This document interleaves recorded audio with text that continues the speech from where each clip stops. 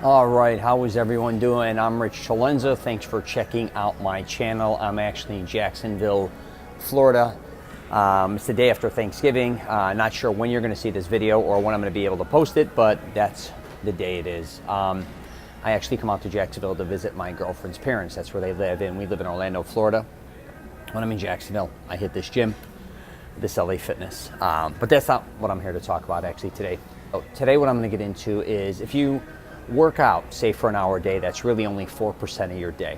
If you really break that down, which is kind of interesting, isn't it?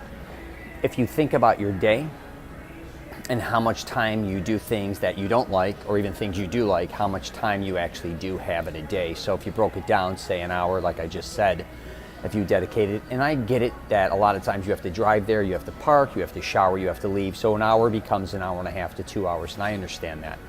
But if you put it in perspective, say you sleep 7 to 8 hours, say you work 7 to 8 hours, you roughly have 7 hours, give or take 8, maybe 6, free time.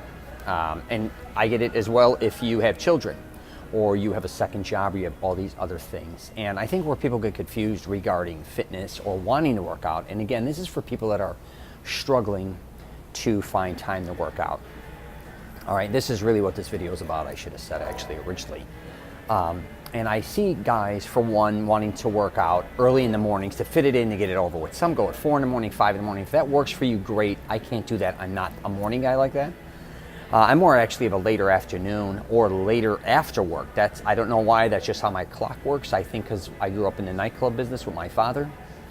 So I definitely used to stay up a lot later, even as a young kid. And I'm just not an early bird. But let's pull that out of the equation. What you really need to figure out if you want to start working out, and this is for people that are truly thinking about doing this, and I know New Year's resolutions is coming up. I just did a podcast on that where I think New Year's resolutions are full of shit. You really just have to get off your ass if you want to do something immediately and start going toward it. That doesn't mean you have to get nuts, for instance, and say, I'm going to join a gym and I want to lose 50 pounds, I'm going to change my eating habits, stop drinking, stop doing all these different things, because most likely you're never going to stick with it. So if you get a chance, listen to that on my podcast. I talk about doing things in very small increments. If you're going to plan on losing weight, you may not even want to join a gym. You may want to just start maybe, backing up on your portions of food and just start walking at the beginning. Start losing a little weight that way. And again, joining a gym is great. But I think a lot of times with joining a gym, people have expectations that they don't, I can't say that it doesn't live up to, but they don't usually stick with it. I don't know if it's because it's financially, but here's the thing with gyms, if you want to join a gym or sticking with the gym that people don't understand, it's not just physical, obviously. It's mental, but what I believe more than anything when it comes to working out, it's emotional. Just like anything else in your life, if you're emotional about it and you like it and you love it, you're not going to stop doing it. For instance, if you drink coffee, for instance, over the years, you love it. You get up every morning, or you may go in the afternoon to Starbucks, or whatever you do, you love it. You feel almost incomplete if you don't do it, right? I think relationships kind of fall, like you fall in love with somebody and the person fills a void in your life. You love them, you spend time with them, you rearrange your life around them. That's what you really have to understand with fitness or working out, is you have to have a lot of emotional attachment to it. And I hear a lot of people also saying, I can't afford to go to a gym. I get that too. But the average gym is really about $1 a day. And sometimes say you can't afford it just in general. You can find other things to do to work out, obviously walking, running.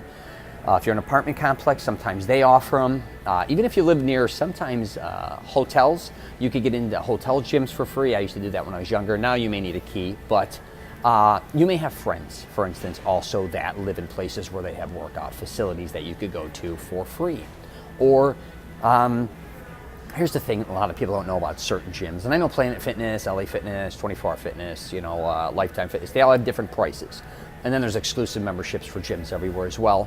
If you go to a gym, especially on a lower tier gym, just to start off, even if it's just a local one in your gym, it's not a chain, tell them exactly the financial position you're in. I promise you they want you to be a member. If you probably can only afford $10, $15 a month, tell them. You can even say, hey, this is where I work, this is what I do, and this is all I can afford. They're most likely not going to turn you down.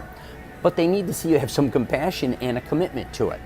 But I always said a lot of times with people, I don't care how much money they spend on a gym, that doesn't make them go to the gym. And a lot of people are like, well, if I spent $200 a month on a gym, I'd go because it forced me to go. It wouldn't, right? If it was free, you wouldn't go because you don't have the emotional commitment to it. You have to emotionally invest in that. And you have to realize when joining a gym or doing anything, if you want to start getting more fit or in better shape or just losing weight, you've got to understand that it's going to take a lot of time usually.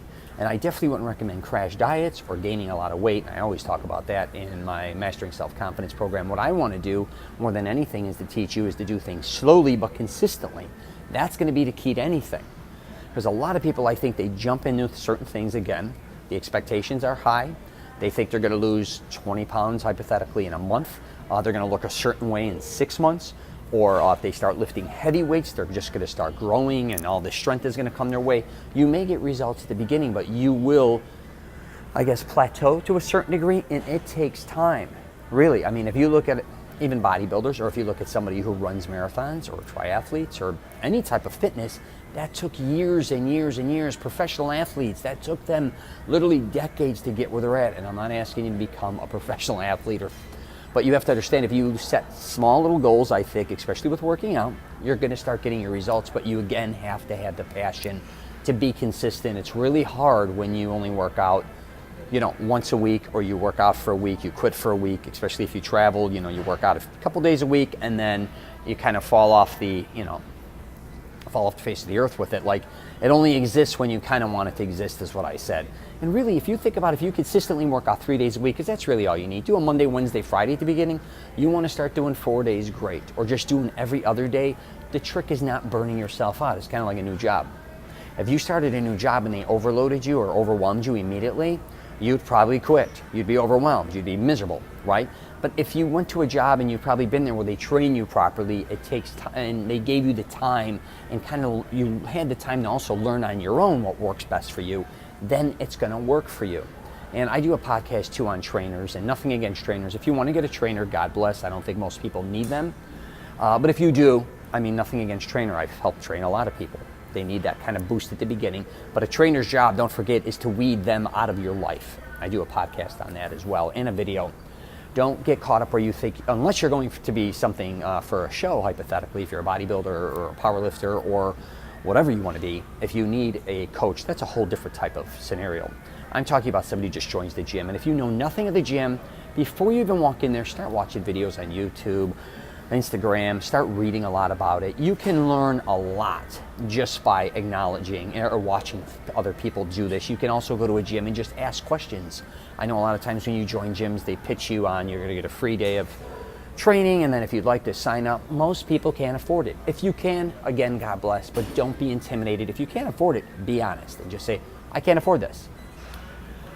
So yeah, be honest with yourself, and also if you really are going to start working out at a gym, really start understanding that you have to take time out of your day. So if you are going to start working out, make sure right off the get-go it works for you and your schedule, your family schedule, whoever you're with, because if you kind of commit to something that doesn't work for you right off the bat, most likely it's never going to work, if that kind of makes sense. If you dedicate yourself to mornings and you're not a morning person, most likely that's not going to work. Or if you're too tired after work to work out and you're going there after work, you're going to burn yourself out. Again, you have to figure out what is best for you. If weekends even just work best for you, a lot of people, I don't know why they just don't commit, but a lot of people can work out on Saturday and Sundays. They don't commit. They either have football or they have church or they have all these other things. I get it, but there's a couple days there, especially Fridays. A lot of times you get holidays. You get all these different types of things. Some people get certain days off. Everybody has alternating schedules. I'm not going to get into that because you all have your own life, but you can probably most likely fit in 3 good workouts a week at least if you truly want to invest your time and effort into that. Yeah, and please do not get taken advantage at a gym where you go and they sell you something that you can't afford. Not to get back into that with a trainer. Not even a trainer necessarily, but don't go to a gym you really can't consistently afford. A lot of people join private exclusive memberships. It's great for networking, a lot of things, but then when they hit hard times, again, that may be something you can't afford.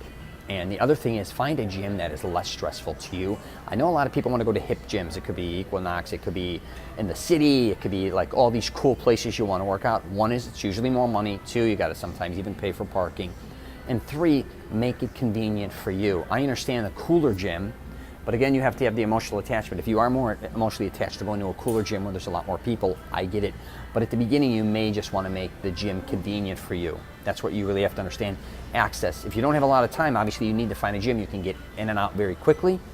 You don't have to obviously find a parking garage or find parking or drive through the city to get to the gym, or all these different things, right? You want to make it convenient for you if you've had situations where you kept quitting gyms. Convenience is everything. Yeah, and the thing is, if you really want to start feeling better too, the gym isn't always the answer. I tell people, if you want to lose weight, you don't have to necessarily join a gym. You can start walking, right? A lot of people just don't like gyms or like working out. I get that. And I think a lot of people are backed into a corner saying, man, I'm heavy, but if I don't join a gym, I'm not going to lose weight, or I'm not going to feel this way or that way. That is not true. You have to find what works for you. I don't care, and I talk about this all the time. I don't mean to sometimes be redundant. You need to figure out what works for you. I don't care if it's surfing. I don't care if it's, it could be hiking. It could be jogging. It can be whatever it is. I don't care if you do crew. I don't care if you go swimming. Whatever it is, you need to figure that out, okay? A gym may not be your answer. So, keep hearing that beeping noise. I think these guys behind me, trying to figure out the perfect speed here.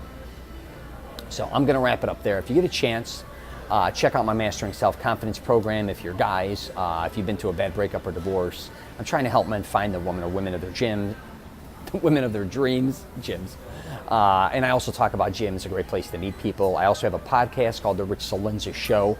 WTF are you talking about? All right? If you get a chance, subscribe to my channel, and I wish you nothing but the best. Take care.